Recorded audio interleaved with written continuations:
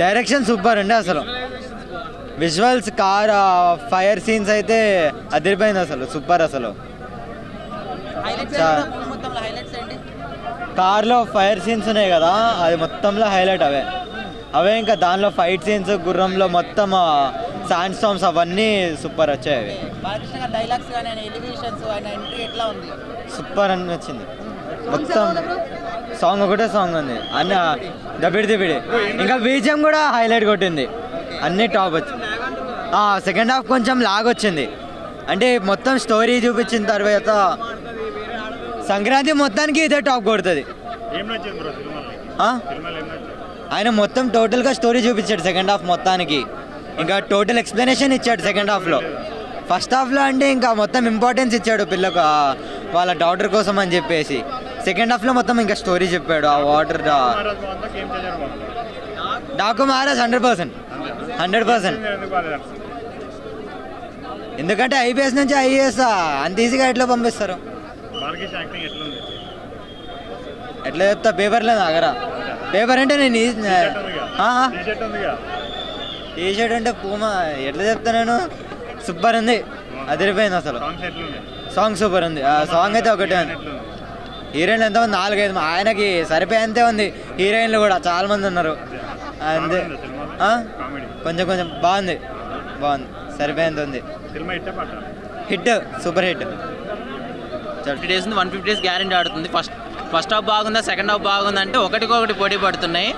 బాబీ కొల్లి టీంని మీరు జాగ్రత్తగా ఏ నిర్మాతలు అయితే ఉన్నారో వాళ్ళందరికీ వెళ్ళి ఆఫర్లు ఇచ్చేసేయండి. చాలా బాగుంది first half. Second half Balakrishna 6 అడుగులు ఎగిరి దూకుతుంటే అసలు 64 ఏళ్ళ ఆయన దూకుతుంటే అసలు మైండ్ బ్లాక్.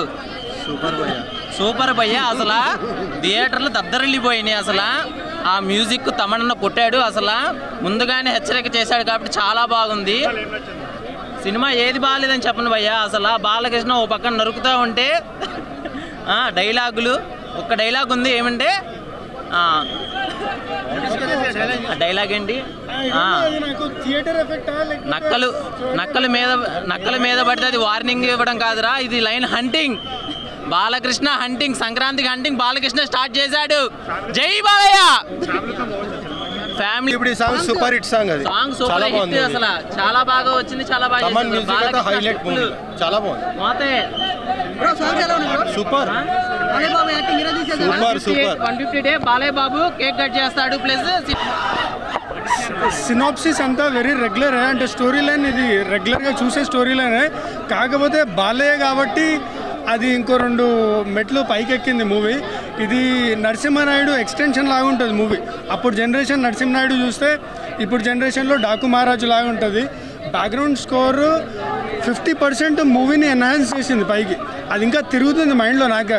అది థియేటర్ ఎఫెక్టా, పీసీఎక్స్లో చూసినా నేను, అది థియేటర్ ఎఫెక్టా లేకపోతే ఆ మ్యూజిక్ ఎలా ఉందో తెలియదు, కానీ అది నాకు 2-3 రోజులు ఉంటుంది మైండ్లో ఆ మ్యూజిక్ అంతా.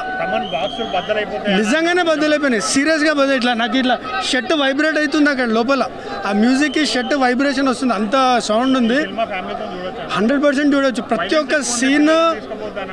ప్రతి ఒక్క సీన్కి జస్టిఫికేషన్ ఉంటుంది, ప్రతి ఒక్క డైలాగ్కి జస్టిఫికేషన్ ఉంటుంది. జస్ట్ లైక్ దట్ అట్లా వెళ్ళదు మూవీ. అటెన్షన్ గ్రాప్ చేసేది ఖచ్చితంగా. ఓకే, దీనికి రీజన్ ఉంది అని తెలుస్తుంది.